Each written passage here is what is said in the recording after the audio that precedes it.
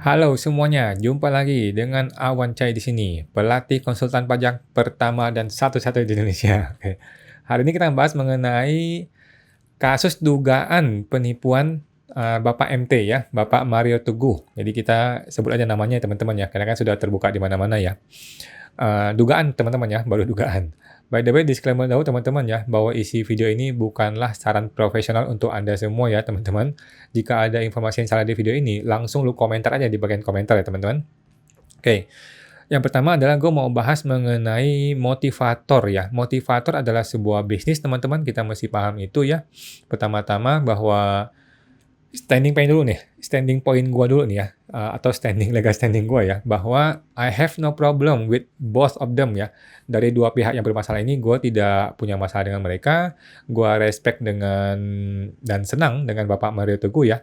Tidak ada yang salah dengan motivasi guys, jadi jangan gara-gara ini terus lu marah-marah dengan motivator gitu ya. Tidak semua motivasi itu omong kosong teman-teman ya, tidak semua. Jangan jadikan motivator sebagai korban ketika lu marah dengan kasus ini teman-teman ya. Nah, tetapi teman-teman mesti paham bahwa motivator adalah sama seperti yang lain. Motivator adalah business as usual, gitu teman-teman ya. Jadi jangan menggantungkan diri Anda kepada seorang motivator, itu sudah perlu dipahami teman-teman ya.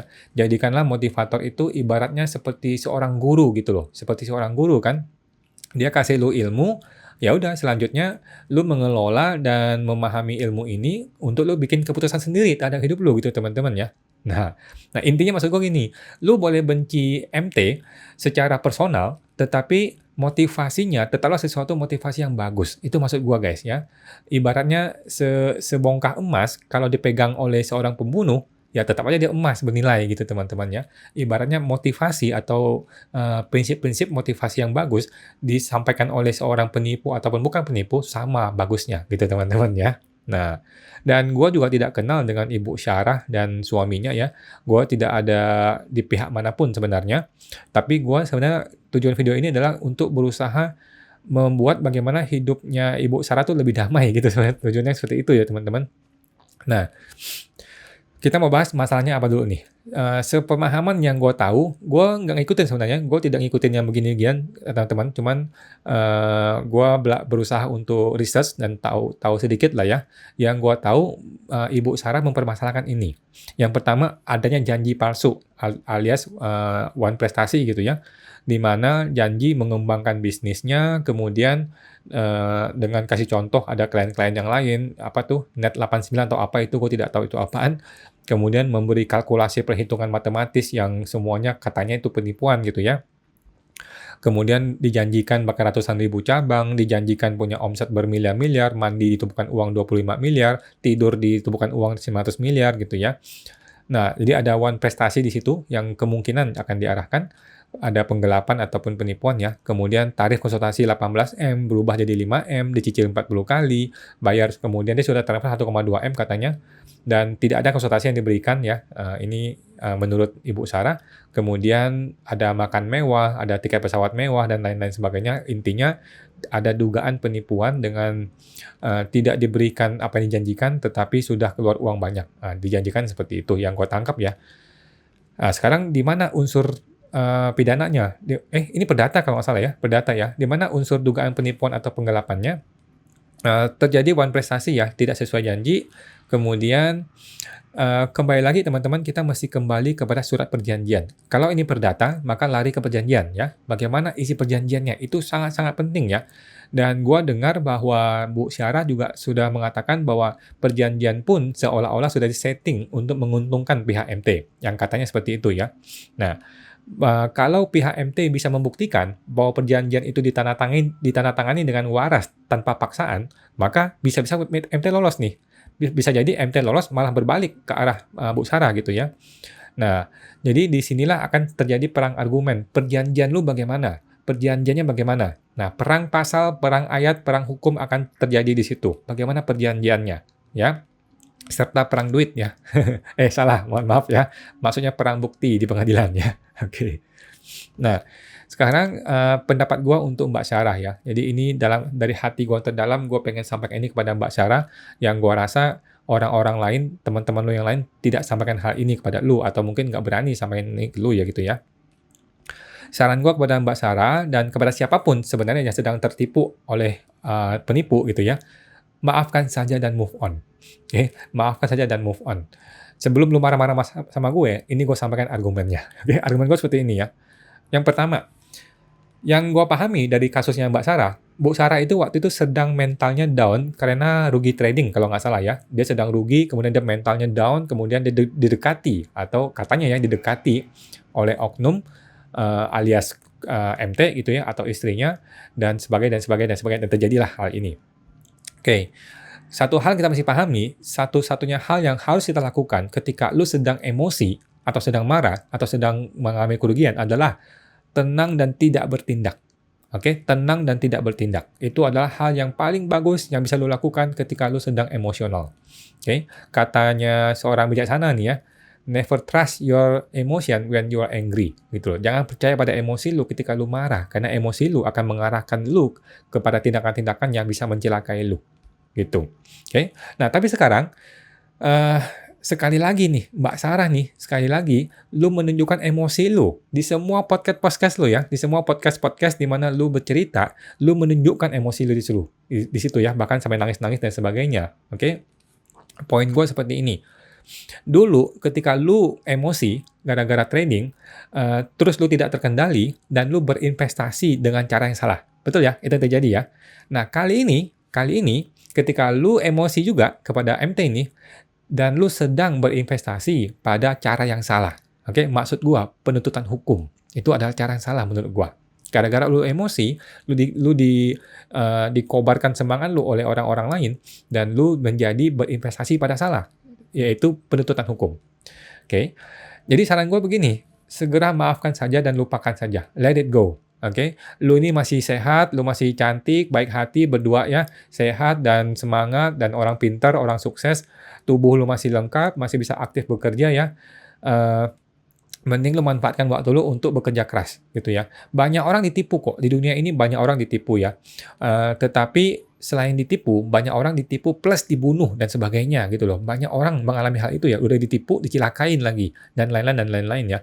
Tetapi kan lu hanya ditipu doang. Lu hanya ditipu biasa. Jadi seharusnya lu bersyukur gitu loh ya. Jadi dulu gua pernah ditipu ya sama orang ratusan juta gitu, gua ditipu orang. Terus mama gua marah-marah ke gua, "Lu bego amat sih, bodoh-bodoh begini-begini." Gua bilang ke mama gua, "Udah bagus, kita masih selamat gitu loh. Udah bagus gua nggak dibunuh sama orang itu, udah bagus gitu."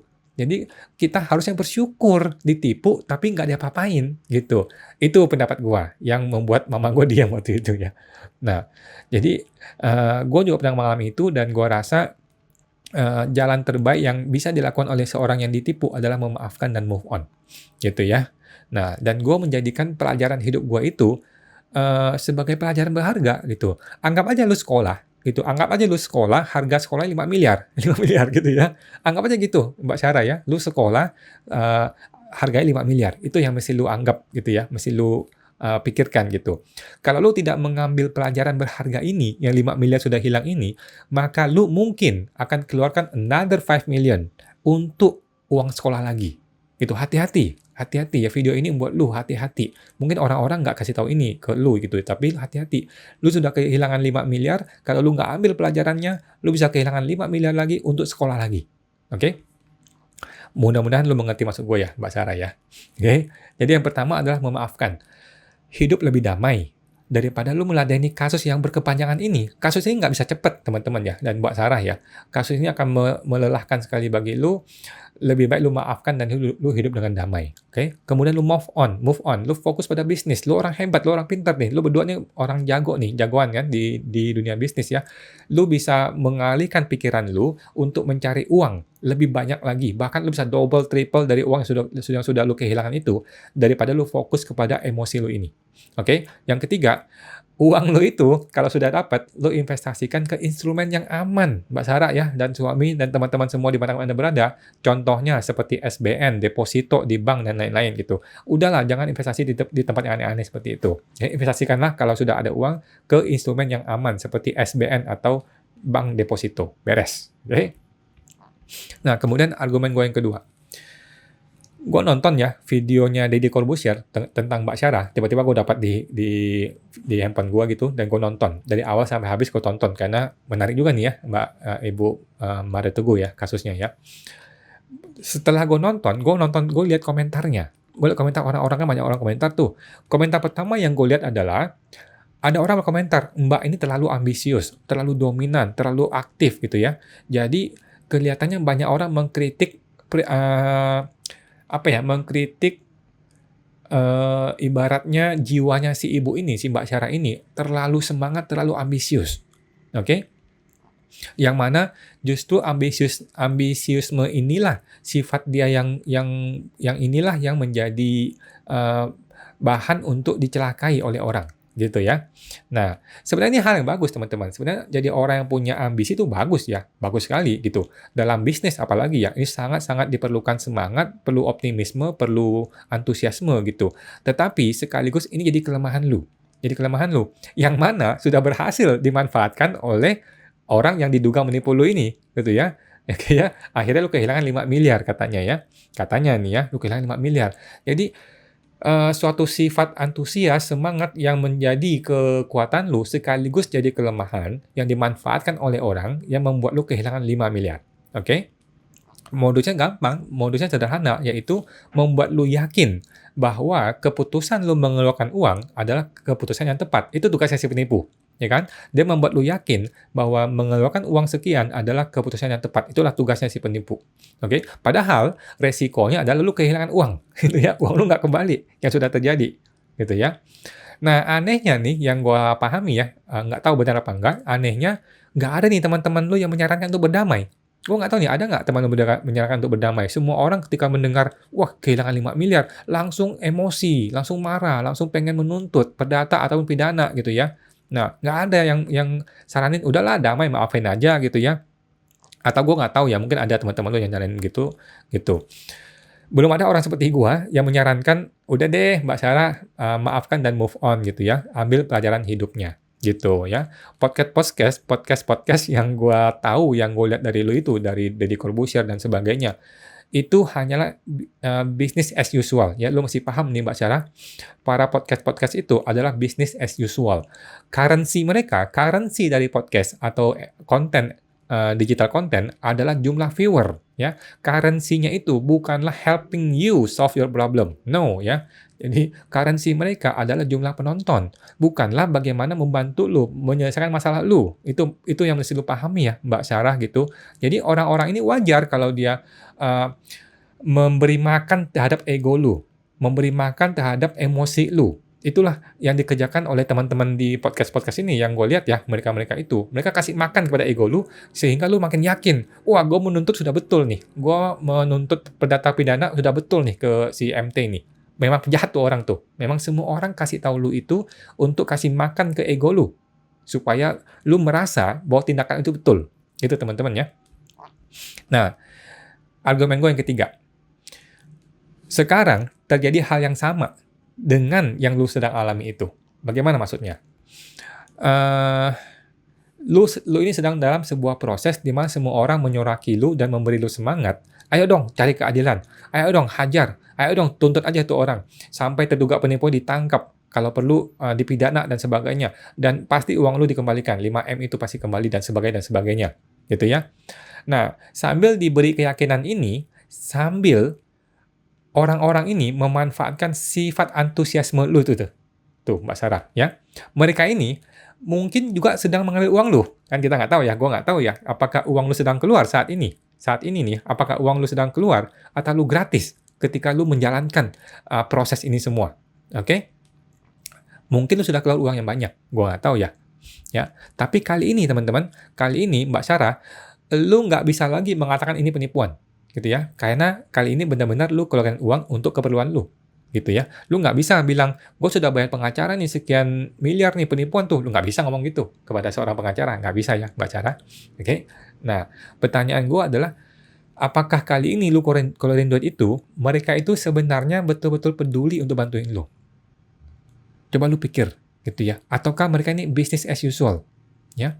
Ataukah mereka ini sebenarnya sedang memanfaatkan kelemahan lu untuk mengambil lebih banyak uang dari lu. Betul ya teman-teman? Ada 1000 cara untuk memisahkan seseorang dari uangnya. Oke, salah satunya adalah dengan meyakinkan lu bahwa keputusan lu mengeluarkan uang adalah keputusan yang tepat. Gitu ya. Yang lu sudah alami, lu sudah keluarkan uang 5 miliar itu. Sekarang mungkin lu akan keluarkan lagi uang itu, cilaka lagi lu. Itu maksud gua ya, Mbak Sarah ya. Argumen gue yang keempat. Gue tanya deh kepada Mbak Sarah ya, lu kan ribut, lu menuntut pengadilan, ya, lu menuntut keadilan, rame lah kemana-mana gitu ya, lu sedang ngomong kemana-mana gitu ya.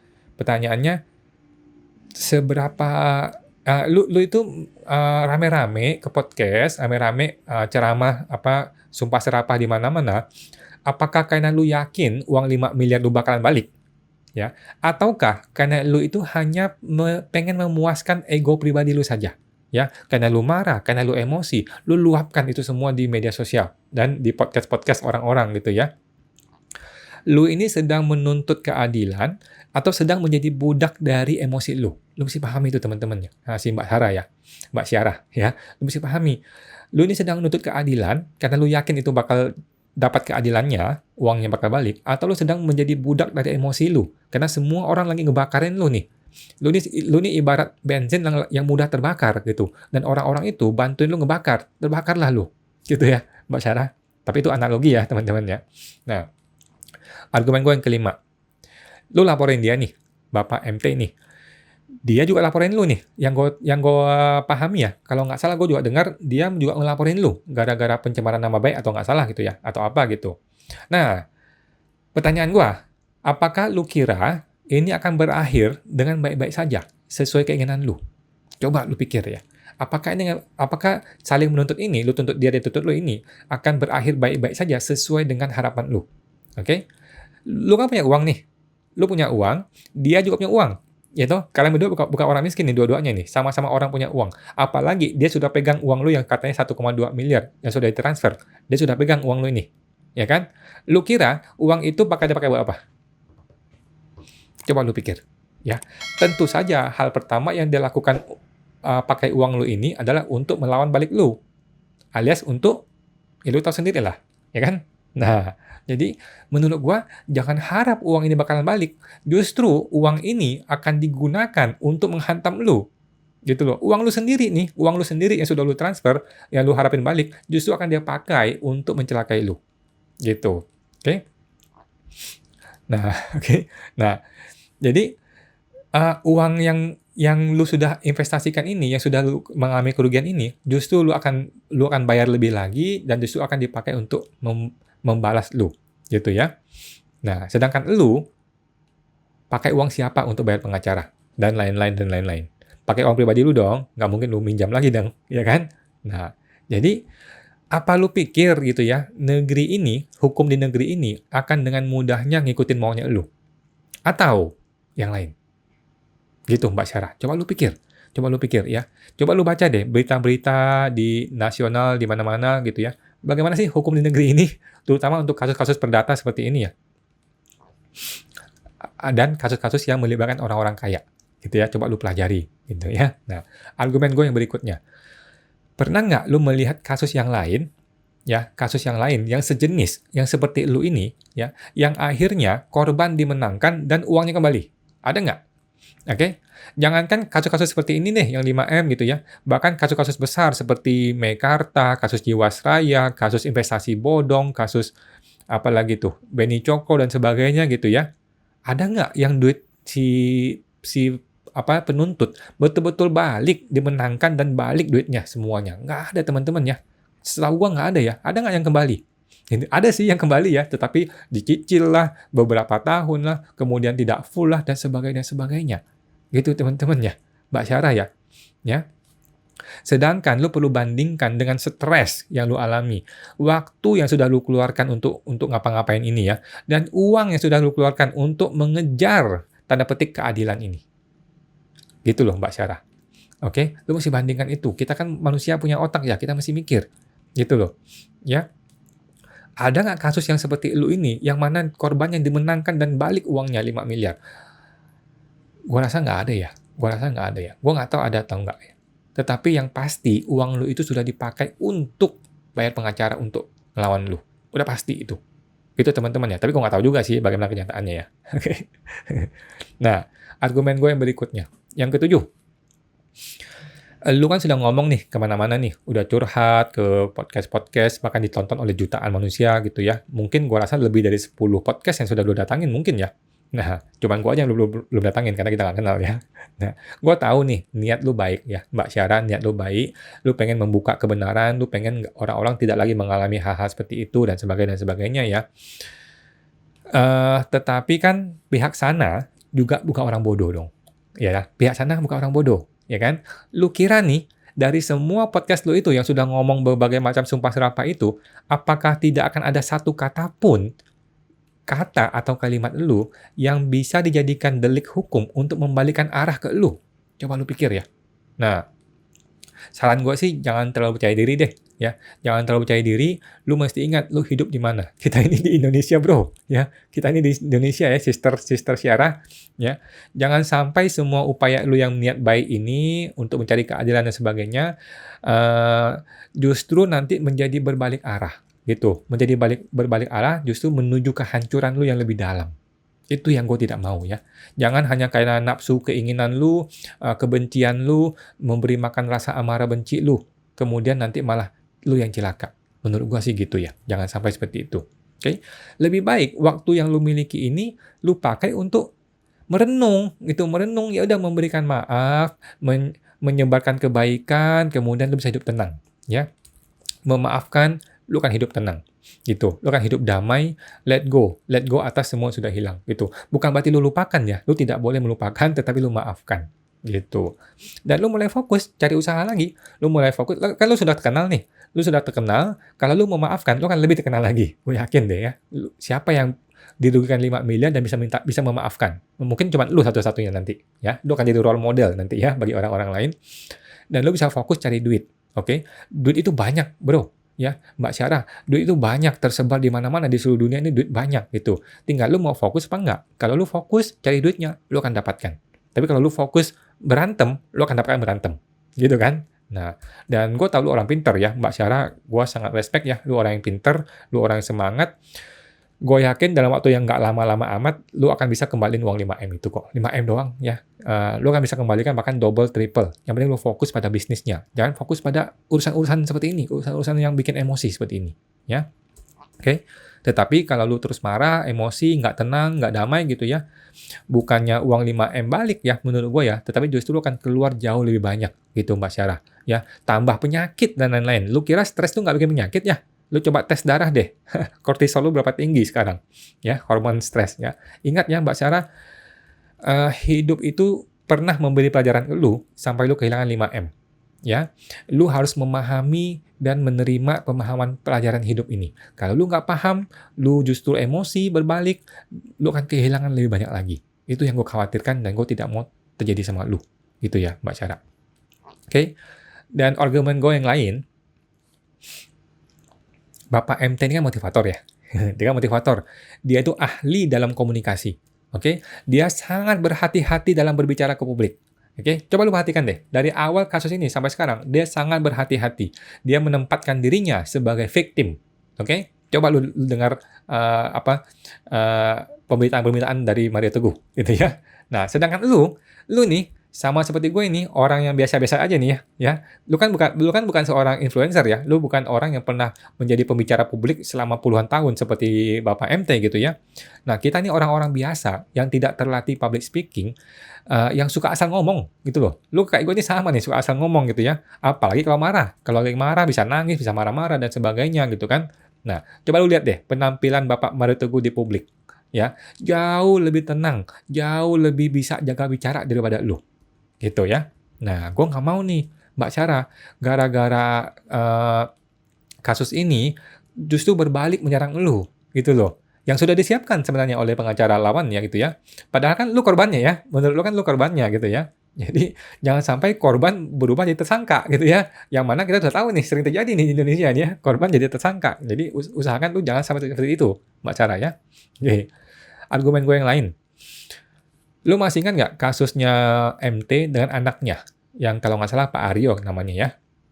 Gue sih nggak tahu ya bagaimana kasusnya. Waktu itu gue cukup tahu, tetapi gue nggak tahu gimana endingnya kasus itu. Yang mana yang gue tahu endingnya adalah betul ini anaknya. Yang awalnya dia tidak akuin, dan ternyata betul ini anaknya hasil tes DNA. Oke? Nah, tapi yang kita tidak pernah dengar adalah dia berdamai. Pernah nggak lu dengar dia berdamai sama anaknya itu? Menunjukkan perdamaiannya, merangkul anaknya, mungkin kasih ciuman, mungkin memeluknya, mengayomi, atau kasih duit, atau kasih kerjaan, atau apa. Pernah nggak lu dengar itu?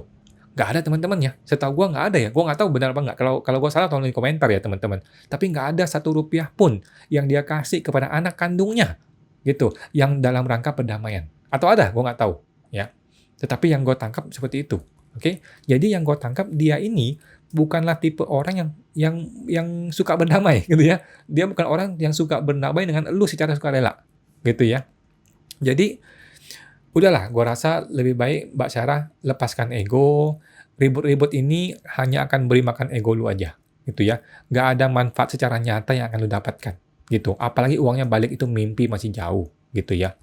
Nah, contoh nih, gue juga pernah ngaduin orang kan. Gue kan orang pajak nih. Gue mengadukan oknum kepada Kementerian Keuangan. Nggak digubris. Nggak dibalas. Ya sudah, nggak apa-apa. Gitu ya. Gue tidak akan keluarkan duit untuk bayar pengacara dan sebagainya hanya untuk ngisi emosi gue. Tidak. Gitu ya. Gitu Mas Sarah. Kemudian argumen gue yang lain. Yang terakhir ya. Oh ya, kalau lu punya duit, gitu ya, jangan lagi dipakai untuk bayar orang lagi. Untuk urusan apapun deh menurut gua deh. Duit itu segeralah disisihkan dan dibelikan investasi yang aman. Maka suatu hari lu akan kaya, suatu hari lu akan punya duit di mana investasinya bisa menghasilkan bunga yang cukup untuk biaya hidup lu. Itulah definisi orang kaya. Oke? Materi gua berikutnya. Apakah Mbak Syarah akan menang dalam kasus ini? Oke, kan gue lagi belajar hukum nih ya. Gue juga orang lagi belajar hukum, gue tahu-tahu dikit lah tentang hukum ya. Tentu saja, gue mendoakan yang terbaik untuk semua ya, untuk Mbak Syarah, untuk Bapak Mario Teguh. Gue mendoakan keadilan dapat ditegakkan. Ya, tetapi satu hal yang pasti ya Mbak Syarah, lu menang ataupun lu kalah, kedua pihak akan babak belur. Ya, secara keuangan maksud gue. Bukan pukul-pukulan ya, enggak ya. Kedua pihak akan babak belur, gitu ya. Yang diuntungkan siapa? Yaitu, gitu ya. Lu tahu maksud gue ya. Coba lu renungkan, siapa yang diuntungkan dalam kasus ini? Ya, kedua pihak akan babak belur. Yang diuntungkan orang lain, gitu ya. Belum lagi kalau lu kalah. Kalau lu kalah, cilaka lu. Kalau sampai kalah, lu bisa dibuktikan sebaliknya bahwa lu terbukti berkata salah atau terbukti pencemaran nama baik, mati lu, cilaka lu. Gitu ya. Gimana dengan bisnis lu? Gimana dengan keluarga lu? Gimana dengan semua brand lu dan sebagainya? Cilaka. Ya kan? Kalau kalah. Gitu ya. Nah, terus kalau lu menang, anggaplah persidangan dilakukan dan lu menang. Gitu. Pertanyaan gua, apakah 5M itu bakalan balik? Coba lu pikir deh Mbak Sarah. Kira-kira berapa uang yang sudah lu keluarkan sejauh ini, yang juga akan terus bertambah untuk lu keluarkan, untuk lu dapatin balik 5M ini? Gitu. Jangan-jangan lebih dari 5M. Gitu ya. Nah, sedangkan uang yang lu bilang sudah lu transfer ke sana, yang dirugikan itu, sudah jadi barang dan jasa. Sudah jadi tiket pesawat, sudah jadi uang makan, sudah jadi mungkin bayar pengacara dan sebagainya gitu loh. Ya. Sudah. Jadi uang yang lu kasih itu sudah dipakai gitu. Nggak ada di rekening dia. Gitu ya. Nah, jadi pertanyaannya, kalau lu menang, gimana caranya balikin duitnya? Gimana caranya? Oke, solusinya adalah tarik aset dia yang lain, ya kan? Tariklah aset dia yang lain disita, alias disita gitu ya. Nah, Mbak Sarah, lu tahu nggak gimana susahnya yang namanya proses untuk menyita barang orang dalam kasus perdata? Susah banget ya jawabannya ya di Indonesia ini ya.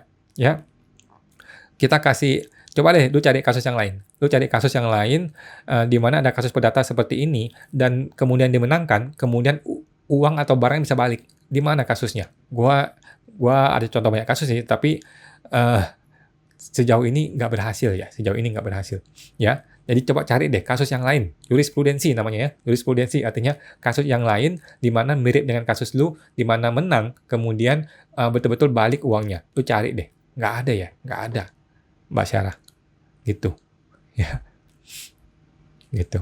Nah, jangankan kasus perdata atau seperti ini ya, yang kasus seperti ini yang biasa-biasa aja ya.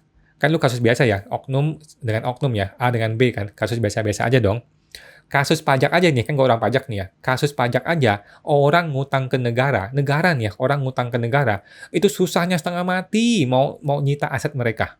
Gitu ya. Mungkin dia sudah pindahin nama orang, dia sudah jual, mungkin dia pakai pengacara lagi dan sebagainya. Itu. Ini hutang ke negara loh. Ada orang hutang ke negara, uang pajak, mau disita, nggak bisa disita. Negara lawannya, susah. Apalagi lu berdua, sama-sama orang kaya, sama-sama orang punya duit. Lu kira gampang gitu. Kalaupun lu menang, tetap nggak bisa, Pak Syara. Sulitnya. Gitu. Jadi menurut gua, lu akan keluar duit atau biaya, dan biaya lagi yang jauh lebih besar daripada apa yang sedang lu perjuangkan. Gitu loh. Ya, yang lu perjuangkan nggak balik, sedangkan uang lu bertambah terus keluar untuk memperjuangkan ini. Yang mana bisnis lu sedang terbengkalai gara-gara itu. Gitu, Mbak Syara. Oke, jadi kesimpulan menurut pendapat ini akan sia-sia saja. Perjuangan ini akan menguras waktu lu, menguras energi lu, menguras uang lu, dan tambah stres, tambah depresi, dan kesehatan lu akan menurun, gitu ya. Sementara bisnis lu yang sudah bagus itu, yang seharusnya jadi kekuatan lu, akan terbengkalai gara-gara lu fokus pada urusan ini. Gitu loh, Mbak Syara ya. Nah, jadi pada akhirnya kasus ini hanya akan memuaskan nafsu lu aja, ego lu aja. Kedua pihak tidak akan diuntungkan ya. Kedua pihak tidak akan diuntungkan secara finansial, dan akan ada pihak-pihak yang mengambil keuntungan dari lu, dari kasus ini ya. Lu tahu maksud gua kan? Coba renungkan lagi, Mbak Syara ya. Si MT ini, lawan lu ini, sudah pernah kena kasus sebelumnya. Sudah pernah dong? Ya. Kalau nggak salah, kasus anaknya itu, dalam waktu kasus dengan anaknya itu, apakah anak itu dapat duit? Rasanya enggak ya. 1 rupiah pun nggak ada. Gitu ya. Itu anak kandung lo ya. Nah, apakah lu semudah ini lu akan dimenangkan di pengadilan? Gue rasa tidak semudah yang lu bayangkan. Gitu Mbak Syara. Oke, itu untuk Mbak Syara. Sekarang pendapat gue untuk Bapak MT ya, untuk Bapak Mario Teguh. Nggak ada. Gue nggak ada pendapat buat lu ya. Oh ada. Oke, buat Bapak Mario Teguh, lu kan udah bilang ini fitnah, ya kan? Lu kan sudah bilang ini fitnah. Ya sudah, maafkan saja dan kembalikan uang yang sudah ditransfer. Gitu loh Bapak yang terhormat ya. Beres toh urusannya toh. Lu sudah ditransfer berapa, lu balikin. Selesai urusannya. Udah gitu aja. Gitu kan lu motivator nih. Lu ngerti dong prinsip memaafkan. Ya toh? Ya. Sesimpel itu ya Bapak Mario Teguh, nggak usah ribet ya. Udah itu aja kalau untuk Bapak Mario Teguh. Nah, sekarang untuk Anda semua teman-teman nih, penonton setia channel Pajak Smart ya. Untuk Anda semua, kalau lu punya uang teman-teman, sebelum lu ditipu banyak orang, sebelum lu ditipu kemana-mana oleh investasi bodong dan sebagainya ya, berinvestasilah hanya pada instrumen investasi yang paling aman dahulu. Oke, kemudian barulah lu pecah-pecah kepada yang lebih beresiko, begitu ya. Yang gue masukkan aman tuh apa? Jika perusahaannya bangkrut, lu masih selamat. Itu maksud gue investasi yang aman. Kalau tempat investasi lu bangkrut, lu masih selamat. Artinya apa? Contohnya OJK. Lu berinvestasi di instrumen keuangan yang dilindungi oleh OJK. Artinya kalau banknya bangkrut, OJK bantuin lu, balikin duit lu. Itu maksud gue yang dimaksud dengan aman. Oke, apa itu yang aman? Ada 3 yang gue tangkap ya. Pertama SBN, surat berharga negara. Sudah pasti aman ya, negara nggak mungkin bangkrut ya teman-teman. Kalau lu punya duit, taruhlah di SBN. Kemudian yang kedua BPR ya, Bank Perkreditan Rakyat. Ini juga dijamin oleh OJK ya. Jadi SBN dijamin oleh negara, BPR dijamin oleh OJK. Kemudian deposito bank. Taruhlah duit lu di deposito bank, tetapi bank yang benar ya, bukan bank yang abal-abal gitu ya. Nah, ini akan dijamin oleh negara. Oke, SBN, BPR, deposito bank. Kalau perusahaannya bangkrut, duit lu nggak hilang. Itu maksud gue. Gitu ya. Nah, kemudian kalau duit lu sudah berlebih, sudah melumer nih kemana-mana, sudah kelebihan duit, nah barulah lu taruh di investasi yang lebih berisiko. Seperti apa? Reksadana, gitu ya. Kemudian saham, kemudian barulah lu ke yang lain-lain. Lu mau coba properti, lu mau buka restoran, mau main kripto, main falas, main emas, perak, dan lain-lain. Itu nanti ya. Nanti setelah lu sudah kenyang di dalam investasi yang aman. Itu maksud gua. Oke, buat teman-teman ya. Ingat ada 1000 cara para penipu untuk memisahkan lu dari uang lu. Jadi janganlah berinvestasi yang aneh-aneh. Ya. Nah, jadi kalau duit lu belum habis instrumen yang aman, jangan dulu ya, tetaplah taruh di instrumen yang aman. Kalau sudah habis, barulah lu mulai investasi di tempat yang aman, gitu ya. Kalau gue sih sampai saat ini ya, duit gua semua gue taruh di SBN, gitu. Semua duit gua gue taruh di SBN, masih belum ada duit lagi untuk main-main yang lain ya, untuk main saham dan sebagainya belum ada duit lagi. Nah, tetapi gue cukup puas gitu. Walaupun bunganya kecil ya, SBN itu nggak kecil-kecil amat sih, lumayan bisa 5%, 6% gitu ya. Gue cukup puas dengan hasil investasi di SBN ini, gitu sih. Dan menurut gue ya, jadilah orang yang secukupnya saja guys. Ya. Dulu gue adalah orang yang antusias, sama seperti Mbak Syara, gue orang yang bersemangat, antusias, punya mimpi yang luar biasa, dan juga stres yang luar biasa. Setelah pengalaman hidup yang sekian panjang ini, gue berubah gitu. Gue berbalik arah, jadi orang yang secukupnya saja. Kayak gue nih, gue hidup secukupnya aja nih. Gue tinggal di apartemen, kamar cuma 2 gitu. Yang satu buat kerja, atau buat tidur gitu ya. Jadi hidup sederhana aja. Hidup sederhana, jauh dari stres. Lebih sederhana, lebih hemat, lebih damai gitu ya. Jauh lebih baik hidup sederhana daripada hidup yang banyak keinginan. Itu sih yang gue alami, yang gue belajar dari hidup ini. Dan faktanya sampai hari ini, gue baik-baik saja dan hidup gue cukup damai dibandingkan ketika gue penuh dengan emosi, penuh dengan keinginan, gitu ya. Bahkan sebentar lagi gue akan sampai di sebuah titik di mana uang bunga hasil investasi gue itu bisa cukup untuk membiayai hidup gue sehari-hari, gitu. Karena gue orang sederhana ya, hemat gitu ya. Nah, daripada gue stres mikirin investasi yang aneh-aneh, main saham, apalagi terjun ke investasi yang seperti Mbak Sarah itu, luar biasa stresnya ya. Lebih baik kita hidup dalam damai guys. Lebih baik kita jadi orang yang damai ya, bisa menikmati hidup, gitu ya. Sedikit keinginan, sedikit masalah hidup, dan hidup yang damai. Gitu teman-teman. Ya, oke itu Mbak Syara. Gue berharap semoga kasus ini cepat selesai, dan seperti itu awalnya sudah gue sampaikan, semoga Mbak Syara bisa memaafkan dan move on daripada cari masalah yang nggak perlu dan justru kehilangan lebih banyak duit lagi. Lebih baik kita fokus pada bisnis. Oke Mbak Syara, sampai jumpa lagi. Terima kasih.